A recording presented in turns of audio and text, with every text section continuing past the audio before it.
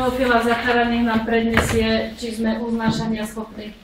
Môžeme konštatovať, že je táto členská schôdza uznášania schopná, to znamená, že každé rozhodnutie, ktoré bude schválené, odhlasované, je prijaté.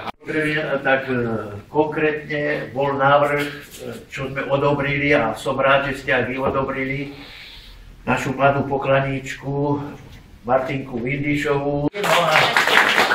Hlavne je to vypätie v tom období 7. mesiac, 8., kde je taký peňažný pohyb. Je vynikající, že prostě taková partia nebo skupina těch pěstitelů se na Slovensku zasedala. Nemohli jako vám věnovat a v první řadě bych vám chtěl poděkovat za činnost a jsem rád, že jste už ty výstavy omezili kvůli vašemu soukromí.